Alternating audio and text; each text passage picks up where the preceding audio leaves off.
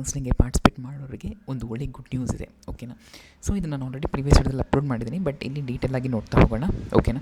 So ನಿಮ್ಮ rank ಏನಾದರೂ for example ಈ ರೇಂಜಲ್ಲಿದೆ ಅಂತ ಇಟ್ಕೊಳ್ಳಿ. ಸೊ ಮೋಸ್ಟ್ ಆಫ್ ದಿ ಸ್ಟೂಡೆಂಟ್ಸ್ಗೆ ರ್ಯಾಂಕ್ 85,000 ರೇಂಜಲ್ಲಿರುತ್ತೆ. ಓಕೆನಾ. ಸೊ ಇಲ್ಲಿ ನಾನು ಜನರಲ್ ಮೆರಿಟ್ ಅವರು ತೊಗೊಂಡಿದ್ದೀನಿ. ಓಕೆ. ಸೊ ಇನ್ನು 2AG ಕ್ಯಾಟಗರಿಯವರಿಗೆಲ್ಲ ನೋಡೋದಾದರೆ ನಿಮಗೆ ರ್ಯಾಂಕ್ ಯಾವ ರೇಂಜಲ್ಲಿರ್ಬೋದು, 75,000 to 79,000 ಇರ್ಬೋದು, 80,000, 85,000, 90,000 ರೇಂಜಲ್ಲಿ ರ್ಯಾಂಕ್ಸ್ ಇರಬಹುದು.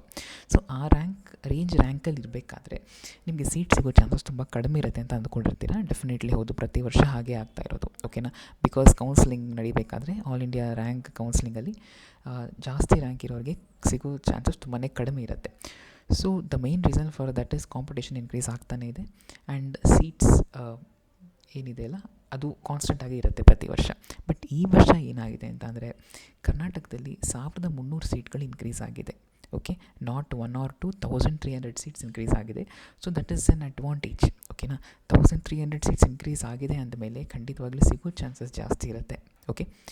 ಸೊ ಹಾಗಾಗಿ ಇಷ್ಟು ಸೀಟ್ಸ್ ಇನ್ಕ್ರೀಸ್ ಆಗಿರೋದ್ರಿಂದ ನಿಮಗೆ ಸಿಗುವಂಥ ಚಾನ್ಸಸ್ ಜಾಸ್ತಿ ಇರುತ್ತೆ. ಅದೇ ರೀತಿ ಕಟ್ ಆಫು ಸಹ ನಿಮಗೆ ಡಿಕ್ರೀಸ್ ಆಗುತ್ತೆ. ಓಕೆನಾ. ಫಾರ್ ಎಕ್ಸಾಂಪಲ್ ನೀವೇನಾದರೂ GM ಕ್ಯಾಟಗರಿ ಆಗಿದ್ದರೆ, ಜನರಲ್ ಮೆರಿಟ್ ಕ್ಯಾಟಗರಿಯವರಿಗೆ ಆಲ್ ಇಂಡಿಯಾ ಕೌನ್ಸಿಲಿಂಗ್ ಸ್ಟೇಟ್ ಕೌನ್ಸಿಲಿಂಗಲ್ಲಿ ಸೀಟ್ಸ್ ಬಂದು 70,000ಇಂದ 80 ಅಲ್ಲಿ ನಿಂತೋಗುತ್ತೆ. ಓಕೆ.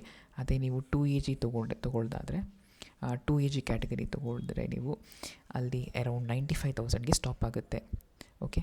ಅದೇ ರೀತಿ 3AG ಕ್ಯಾಟಗರಿ ತೊಗೊಂಡ್ರೆ ಅರೌಂಡ್ 75,000ಅಲ್ಲಿ ಇರುತ್ತೆ. ಸೊ ಈಗ ಏನು ಆಗಿದೆ ಅಂತ ಅಂದರೆ ಸೀಟ್ಸ್ ಇನ್ಕ್ರೀಸ್ ಆಗಿರೋದ್ರೆ ಡೆಫಿನೆಟ್ಲಿ ಸಿಗುವಂಥ ಚಾನ್ಸಸ್ ಜಾಸ್ತಿ ಇರುತ್ತೆ. So that is the take over point here. Okay. So ನಿಮಗೆ ಈ ವಿಡಿಯೋ ಇಷ್ಟ ಆಗಿದ್ದರೆ ಚಾನಲ್ಗೆ ಸಬ್ಸ್ಕ್ರೈಬ್ ಮಾಡ್ಕೊಳ್ಳಿ. ನಾನು ಕಟ್ ಆಫ್ ವೀಡಿಯೋಸನ್ನು ಹಾಕಿದ್ದೀನಿ ಪ್ರೀವಿಯಸ್ ವಿಡಿಯೋದಲ್ಲಿ, ಅದನ್ನು ಚೆಕ್ ಮಾಡಿ. Thank you.